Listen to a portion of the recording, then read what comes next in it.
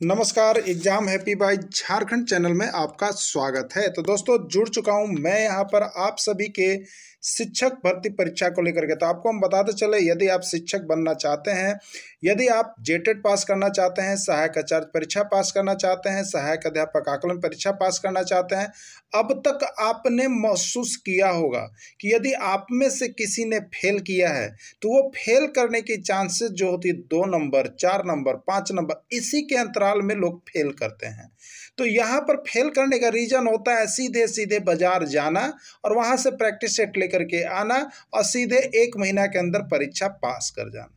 तो ये सारे रोगों से आपको मुक्ति दिलाना पड़ेगा। ये जो है बहुत बड़ी बीमारी है आपकी, जो कि आप ये करते हैं और यहाँ पर पढ़ते नहीं है। तो आपको अगर ये 2 नंबर, 4 नंबर, 10 नंबर से यदि आप फेल कर रहे हैं, किसी में रिजल्ट नहीं हो रहा है, तो आप यहाँ पर हमारे चैनल के साथ जुड़िए, जिसमें आपको यहाँ पर एनसीईआरटी टेक्स्ट बुक पर आधारित सारे प्रश्नों की, सारे सब्जेक्ट की तैयारी करवाई जा रही है।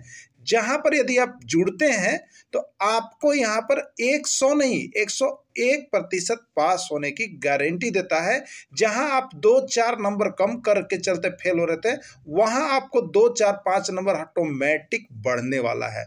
तो आप किसी भी परीक्षा की तैयारी कर रहे हो तो अपनी कमजोरी को छुपाए नहीं। जरूर आपको ये लगा होगा कि ये सही बात है। तो यदि आपको लगता है तो आप यहाँ पर अगर आकलन परीक्षा की तैयारी कर रहे हैं तो 501 रुपये में आपको लाइफ टाइम दिया जा रहा है। अगर जेटेट परीक्षा की तैयारी कर रहे हैं तो 999 रुपये, और सहायक आचार्य परीक्षा की तैयारी कर रहे हैं तो 999 रुपये में आप हमारे साथ जुड़ करके यहाँ पर डेली प्रैक्टिस कर सकते हैं, एनसीईआरटी का नोट्स खरीद सकते हैं। और यहाँ से सारी तैयारियां जब से आप करेंगे तो आपको यह महसूस होगा, कुछ ही दिनों में आपको यह महसूस होगा, आपको पता चलेगा कि जो हम में कमियां थी वो कमी अब दूर हो रहा है। तो आप जल्दी करेंगे और जरूर की अवस्था को शैशव अवस्था कहा जाता है। देखिए, यह सीडीपी का बहुत ही इंपॉर्टेंट क्वेश्चन, जितना आप सोचे भी नहीं होंगे। ठीक है, कहाँ कहाँ आया है देख लीजिए। ये जेटेट का प्रश्न यूपी टेट में 3 बार और एमपी टेट में 2 बार और बंगाल टेट में 1 बार आया हुआ। समझिए कि ये जो अवस्था का प्रश्न है,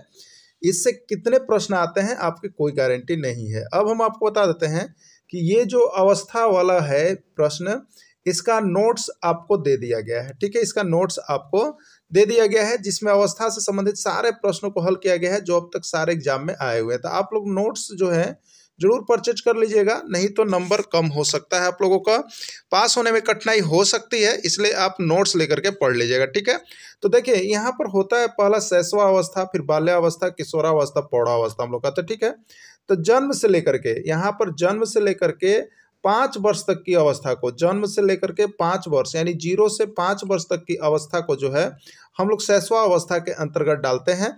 तो कहीं कहीं देखिए किसी किसी बोर्ड में पूछा है कि 2 से 5 वर्ष तक की अवस्था को क्या कहते हैं, कहीं पूछा 1 से 5 वर्ष तक की अवस्था को क्या कहते हैं। तो ये 5 जो आप लोग देख रहे हैं ना, यही 5 वो कभी 0 से हो जाता है, कभी 1 से होता है, कभी 2 से, आपको कॉमन टेस्ट करता है। तो ये सभी शैशव अवस्था में ही जाएगा, चाहे 1 से 5 हो, चाहे 2 से 5 हो, चाहे 3 से 5 हो, चाहे 4 से 5 हो, और यहाँ जन्म से हो, 0 से हो, तो भी वो शैशव अवस्था में जाएगा। तो इसका राइट आंसर होगा देखिए ए, 1 से 5। नोट्स वाले के लिए देखिए बना हुआ रहता है, नोट्स बन के तैयार रहता है, आप लोग सभी ले लीजिएगा। बालक के कितने वर्ष की अवस्था को बाल्यावस्था कहा जाता है। ठीक है, तो देखिए यहाँ पर जो शैशव अवस्था हो गया उसको तो हम लोगों ने लिया क्या चीज, 0 से 5 वर्ष तक। अब यहाँ पर आ गया शैशव अवस्था के बाद देखिए होता है बाल्यावस्था। क्या होता है बाल्यावस्था, जिसको हम लोग 6 से लेते हैं। क्या लेते हैं, तो 6 से 12 वर्ष, 6 से 12 वर्ष तक की अवस्था को, 6 से 12 वर्ष तक की अवस्था को हम लोग क्या कहते हैं, तो 6 से 12 वर्ष तक की अवस्था को हम लोग बाल्यावस्था के नाम से जानते हैं। ठीक है, किसके नाम से जानते हैं, बाल्यावस्था के नाम से जानते हैं। कहीं कहीं देखिए यह 5 से 12 भी देता है, कहीं कहीं यह जो है 6 से 12 भी देता है। तो आपका देखिएगा ऑप्शन क्या देता है, तो यहाँ ऑप्शन है 5 से 12। तो इसका राइट आंसर देखिए 5 से 12 हो जाएगा। ठीक है, चलिए अगला देखिएगा, बच्चों के विकास को प्रभावित करता है। कोई बच्चा जो है, आप देखते होंगे विभिन्न क्षेत्रों से अगर 10 बच्चे जुटते हैं तो किसी बच्चा को आप कहते हैं बहुत अच्छा है, किसी बच्चा को कहते हैं बहुत नटखट है, किसी बच्चा को कहते हैं बहुत खराब है। ये आखिर कारण क्या है, बच्चा तो सभी के 2 हाथ 2 पाँव है, सभी का दिमाग है, सभी का है, ये कारण क्या है, तो ये विकास को प्रभावित करता है। कौन करता है, कहाँ से करता है, तो बच्चों के विकास को प्रभावित कौन करता है, वंशानुक्रम, वातावरण, जन्म क्रम या सभी। तो देखिए बच्चों का विकास का प्रभाव सभी से पड़ता है। वंशानुक्रम भी है कि आप किस वंश से हैं। वातावरण, इसका जो है प्रभाव भी पड़ता है कि आप किस तरह के वातावरण परिवेश में रह रहे हैं। और जन्म क्रम, यानी सभी इसका राइट आंसर हो जाएगा।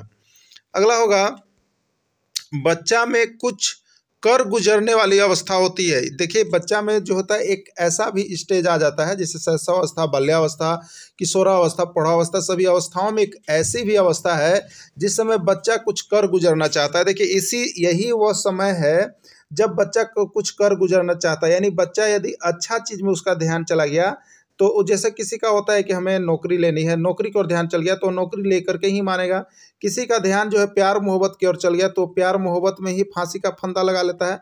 किसी को यदि दारू का चस्का लग जाता है तो दारू में ही डूब जाता है। तो ये वो कौन सी अवस्था है जिसमें आदमी कुछ कर गुजरना चाहता है, ठीक है।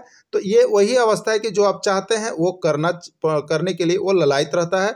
वह है आपका देखिए किशोरावस्था। कौन सा अवस्था है? किशोरावस्था में बच्चा को कुछ कर गुजरने की क्षमता होती है और वह जो सोचेगा उस टाइप का वह काम कर सकता है, क्योंकि उसके अंदर जो है इतनी कैपेसिटी उस अवस्था में होती है। बालक जो है अपनी माँ को पहचानने लगता है कितने माह में? 9 माह में, 3 माह में, 6 माह में या 12 माह में। तो देखिए बालक जो है अपनी माँ को पहचानना जो है यहाँ पर 3 माह से ही प्रारंभ कर देता है। उनकी संवेदना को पहचानने लगता है, जिसके कारण अगर माँ से कोई बच्चा को छीनता है तो बच्चा देखते हैं कि रोने लगता है। यानी वो माँ को पहचान रहा होता है अपनी संवेदना से, वो समझ रहा होता है कि ये हमारी माँ है, ये हमारी माँ नहीं है। बालक जमीन पर से आसान से पसंद की वस्तु को उठा लेता है। उसकी आयु क्या होगी? बालक जमीन पर से अपनी पसंद की वस्तु को आसानी से उठा लेता है तो उसकी आयु क्या होगी? 2 से 3 माह की होगी, 4 से 5 माह, 6 से 7 माह या 8 से 9 माह। तो देखिए यहाँ पर माना जाता है कि उस समय बच्चा का आयु जो होगा 8 से 9 माह का हो जाता है बच्चा, तो वह पहचानने लगता है। बालक के जन्म के समय शिशु के मस्तिष्क का भार कितना होता है? 300 ग्राम, 350 ग्राम, 400 ग्राम या 450 ग्राम। देखिए ये भी प्रश्न जो है आपका अभी तक 10 बार से ज़्यादा बार आपके जो है एग्जाम में पूछ दिया गया है, शिशु के मस्तिष्क का भार, ठीक है। तो शिशु के मस्तिष्क का भार कितना होता है? देखिए यहाँ पर आपको नोट्स बनाया गया है, 350 ग्राम होता है और यह लगभग 8 पाउंड के होता है। और एक वयस्क मस्तिष्क का भार जो होता है वो आपका 1350 ग्राम होता है, ठीक है। शुरू में जब बच्चा होता है तो उसके मस्तिष्क का भार कितना होता है? 350 ग्राम होता है, ठीक है। और यह 8 पाउंड के करीब होता है। एक वयस्क जो होता है उसका जो होता है 1350 ग्राम। तो ज़्यादा करके देखिए बालक के जन्म का समय पूछा गया है। ये भी जेटेट का प्रश्न है, यूपी टेट और एमपी टेट सब में पूछा गया है। तो सभी प्रश्नों का कलेक्शन हम केवल लेकर के आपको यहाँ पर इंपॉर्टेंट क्वेश्चन दे रहे हैं, इंपॉर्टेंट नोट्स दे रहे हैं, जिससे कि आप यहाँ पर सीडीपी में बहुत अच्छा स्कोर कर सकिएगा, ठीक है। तो नोट्स जरूर परचेज कर लेना है आप सभी को। एक बच्चा एम को डब्ल्यू पढ़ रहा है, यह किस प्रकार के विकार से प्रभावित है? तो बच्चा क्या कर रहा है? पढ़ने में अक्षमता व्यक्त कर रहा है, पढ़ने में अक्षमता, ठीक है। तो देखिए पढ़ने में अक्षमता के लिए आपको अधिगम विकार का एक नोट्स दिया गया है इस चैनल के माध्यम से, अधिगम विकार। अगर उस नोट्स को यदि आप देख लीजिएगा ना तो सीडीपी में अधिगम विकार से कौन प्रश्न आएगा तो आपको समझिए कि यहाँ पर आपको सब बन जाएगा, ठीक है। आपको क्या होगा? सब अधिगम विकार से प्रश्न बन जाएगा। बहुत डीपली उस नोट्स में बताया गया है। तो आप सभी जो जुड़ते हैं हमारे पास उनको नोट्स दे दिया गया, लेकिन जो नए होंगे अभी तक नहीं जुड़ पाए हैं तो आप सभी भी नोट्स लेकर के पढ़ लीजिए, ठीक है, और उसको परचेज कर लेना है जिससे कि आपको अच्छा आ सके। तो देखिए हम बताए थे कि लक्स है, यहाँ लक्सिया है ना, लैक्सिया, तो लक्स साबुन याद रखता है ना, लक्स याद रखिएगा, लक्स साबुन। लक्स को एक बच्चा जो है लुक्स पढ़ रहा था, तो ये क्या है? पढ़ने की कठिनाई है, बच्चा पढ़ नहीं पा रहा है। तो लक्स को लुक्स पढ़े, एम को डब्ल्यू पढ़े, पी को क्यू पढ़े, बी को डी पढ़े, इस तरह से उल्टा वाला चीज़ को वो अगर गलती कर रहा है तो पढ़ने की कठिनाई है। पढ़ने की कठिनाई जो होता है एलेक्सिया होता है, लक्स माने लक्सिया, ठीक है। तो लैक्सिया वाला देखिए जितना आएगा वो सब पढ़ने की कठिनाई वाला है, यानी पढ़ने की कठिनाई वाला को लैक्सिया कहिएगा। कोई भी लक्सिया रहेगा उसको पढ़ने की कठिनाई में डाल दीजिएगा, ठीक है। तो लक्ष्य से याद रखिएगा, किससे? लक्ष्य से। और उस नोट्स को ले लीजिएगा। एक बच्चा 2 + 2 = 5 कह रहा है और 2 × 8 = 15 कह रहा है, यह किस प्रकार के विकार से संबंधित है? ठीक है, देखिए 2 × 2 = 5 और 2 × 8 = 15, ये किसका काम हो रहा है? कैलकुलेशन। किसका काम हो रहा है? कैलकुलेशन, ठीक है। तो कैलकुलेशन को याद रखिए, कैलकुलेशन वाला जो आएगा तो कैलकुलेशन, तो ओकरे याद रखिएगा कैलकुलिया। क्या कहिएगा? कैलकुलिया। कैलकुलेशन को कैलकुलिया कहिएगा। तो अब देखिए ये गणित वाला जितना प्रश्न आएगा तो कैलकुलेशन करते हैं, गणित में क्या करते हैं बताइए, कैलकुलेशन करते हैं ना। और कैलकुलेशन को आप याद रखिएगा कि कैलकुलिया कहना है, क्या कहना है, कैलकुलिया। तो गणित वाला आएगा तो सब कैलकुलिया वाला यानी डिसकैलकुलिया होगा। क्या होगा, कैलकुलिया जिसमें लगल रहेगा वो गणित वाला होगा, क्योंकि गणित में हम लोग करते हैं कैलकुलेशन, तो कैलकुलेशन से बना है कैलकुलिया, ठीक है, कैलकुलेशन से कैलकुलिया बना है, इसलिए कैलकुलिया वाला गणित संबंधी प्रश्न का विकार होता है, ठीक है। 501 बार ये प्रश्न आ गया है अभी तक, सी टेट और इधर हर राज्य का टेट ले बता दे रहा है, ठीक है। एक बच्चा गणित से संबंधित प्रश्नों को त्रुटि कर रहा है या किस विकार से संबंधित है, तो गणित वाला भी बताएं कि जोड़ घटा गुना भाग करेगा, तो गणित कैलकुलेशन से जुड़ा हुआ है और उसका विकार को याद रखिएगा कैलकुलिया। कैलकुलेशन और कैलकुलिया दोनों सेम है, तो कैलकुलिया वाला जितना होगा वो गणित विकार है, तो डिसकैलकुलिया हो जाएगा, ठीक है। चलिए आगे देखिएगा, बुद्धि लब्धि का सूत्र किसके द्वारा दिया गया था, टर्मेट के द्वारा।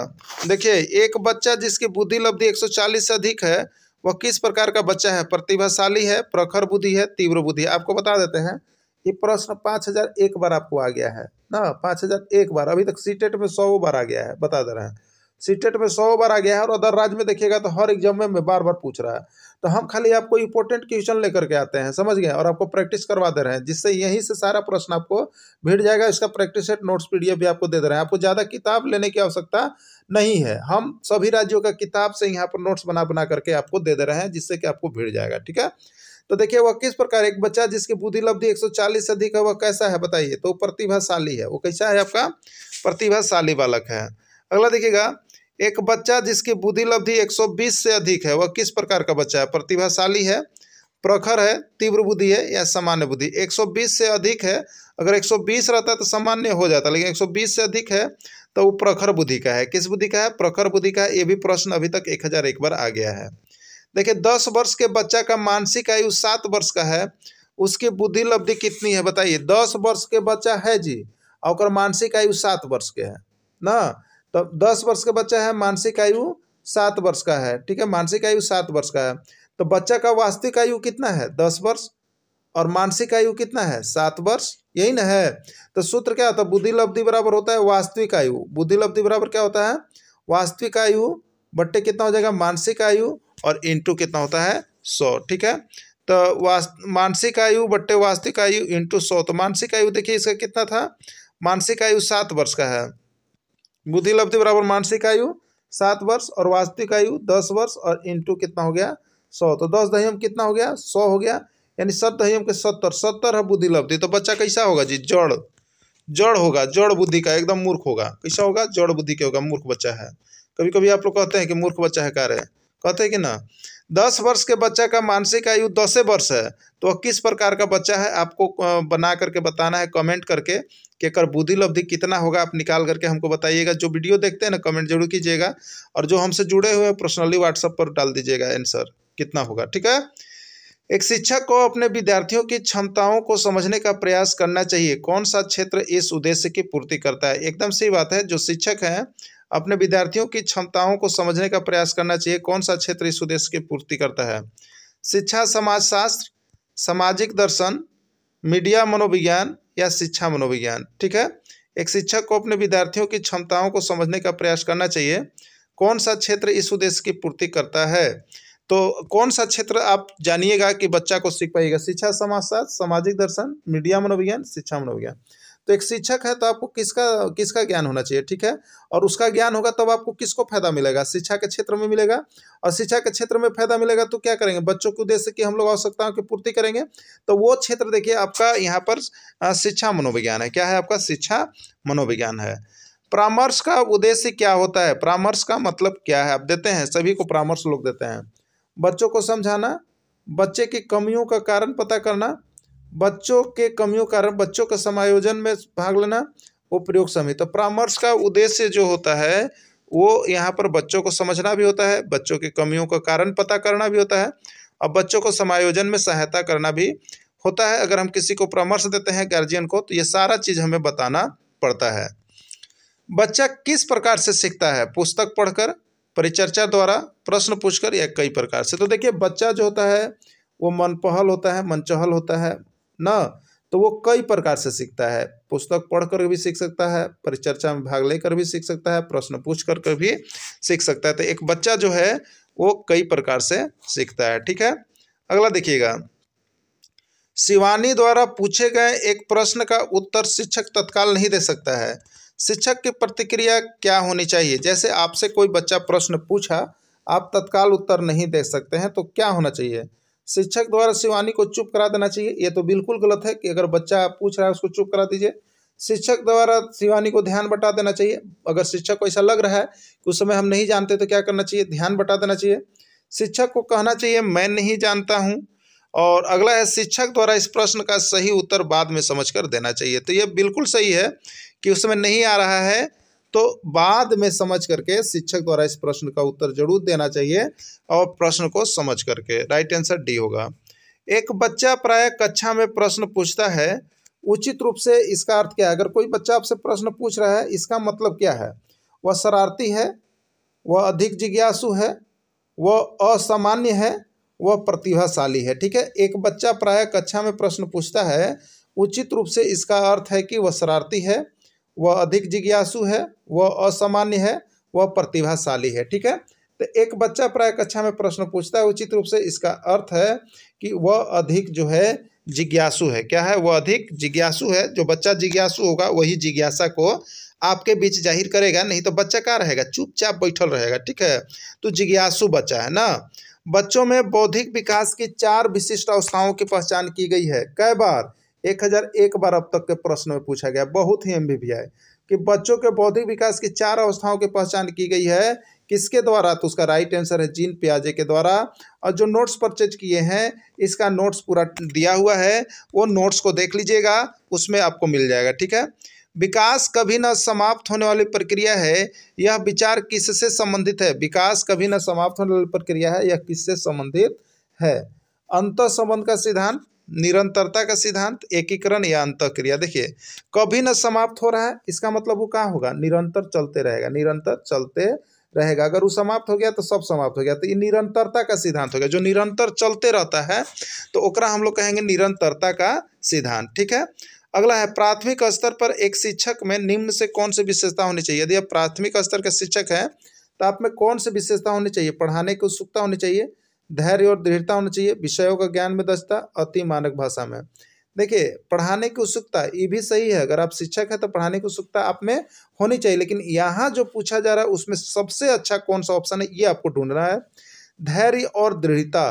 तो देखिए, यहाँ पर जितने ऑप्शन दिए गए हैं इसमें सबसे सही ऑप्शन जो आपका है वो धैर्य और दृढ़ता है। किसके लिए? प्राथमिक स्तर के शिक्षक के लिए। का है? तो देखिए, प्राथमिक स्तर के शिक्षक जब आप होंगे ना, तो जब आप बच्चा क्लास में जाइएगा तो इतने बच्चा लोग कान खा जाता है और दिमागो खा जाता है। खाता है कि ना खाता है? 1 मिनट कहिएगा, डांटिएगा तो चुप रहेगा, फिर अगला दूसरा मिनट में फिर उठ के नाचने लगता है, लड़ने लगता है। तो इससे क्या होता है? आप वहाँ से भाग जाएंगे और बच्चा के बीच जो है नहीं पढ़ा पाएंगे। तो इसका मतलब है कि एक शिक्षक में, वैसा शिक्षक जो प्राथमिक स्तर का है, उसमें धैर्य और दृढ़ता होना चाहिए। अगर धैर्य और दृढ़ता नहीं है तो वो बच्चों में सक्सेस नहीं कर पाएगा। इसलिए प्राथमिक स्तर का शिक्षक के लिए सबसे अच्छा यही होना चाहिए कि धैर्य और दृढ़ता होना चाहिए। विषयों के ज्ञान में दक्षता, वहाँ कोई मतलब नहीं है, और मानक भाषा भी कोई मतलब नहीं है। धैर्य रखिए, अब बच्चों के साथ लगे रहिए और क्लास लेते रहिए। तो एक प्राथमिक स्तर के शिक्षक के लिए यह सबसे अच्छा माना जाता है। आगे प्रश्न है, किस अवस्था को संस्कारों की अवस्था कहते हैं? किस अवस्था को संस्कारों की अवस्था कहते हैं? बाल्यावस्था, शैशवावस्था, किशोरावस्था या कोई नहीं? तो देखिए, संस्कारों की अवस्था जो हम लोग कहते हैं उसको कहते हैं यहाँ पर शैशवावस्था में ही संस्कार दिए जाते हैं। जीवन का अनोखा काल कहा जाता है शैशवावस्था, किशोरावस्था, बाल्यावस्था को। तो जीवन का अनोखा काल जो है यहाँ पर देखिए, सबसे अनोखा काल जो माना जाता है, जिसमें सुधरने की पूरी चांसेस रहती है, वो आपका है बाल्यावस्था। तो बाल्यावस्था को यहाँ पर जीवन का अनोखा काल कहा जाता है। सीखने का अनोखा काल किसको कहा जाता है? सीखने का अनोखा काल किसको कहा जाता है? शैशवावस्था, बाल्यावस्था, किशोरावस्था या कोई नहीं? तो देखिए, जो सीखने का अनोखा काल होता है ना, वो आपका होता है यहाँ पर शैशवावस्था। इस अवस्था में बच्चा जो है 5 से 6 वर्ष तक में बहुत कुछ सीख लिया होता है, अब उसको मॉडिफाइड करता है आगे चल करके 6 साल से आगे। तो सीखने का अनोखा काल जो है वो आपका शैशवावस्था ही है। संग्रह करने की प्रवृत्ति पाई जाती है बाल्यावस्था, किशोरावस्था, शैशवावस्था या इनसे कोई नहीं? बहुत बच्चे लोग देखते हुए संग्रह करने रहता है। कोई को अपनी वस्तु को अपने पास रख लेता है, उसको किसी को देते नहीं है, वो अपने लिए यूज करते हैं। तो इस तरह से वो किसी चीज को, बहुत सारी चीज को इकट्ठा करके रखना चाहते हैं। तो ये संग्रह करने की जो प्रवृत्ति होती है ना, वो आपका यहाँ पर संग्रह करने की प्रवृत्ति जो है बाल्यावस्था में ही पाई जाती है। तो देखिए यहाँ पर हम आपके लिए daily practice set, daily mock test और सभी सब्जेक्टों का पीडीएफ ले लेके आ रहे हैं। आप सभी देखिए एग्जाम बहुत ही आपके नज़दीक है, करीब है। आप जल्द से जल्द जुड़ करके यहाँ पर पाठ्यक्रम आधारित सारे प्रश्नों और सारे इंपॉर्टेंट क्वेश्चन का नोट्स पीडीएफ मिल रहा है। आप यहाँ से परचेज करके पढ़िए, हमारे साथ जुड़ करके आपको 101% सफलता मिलेगी अब परीक्षा में। वीडियो का अंत तक जुड़े रहें, इसके लिए आप सभी को बहुत बहुत धन्यवाद।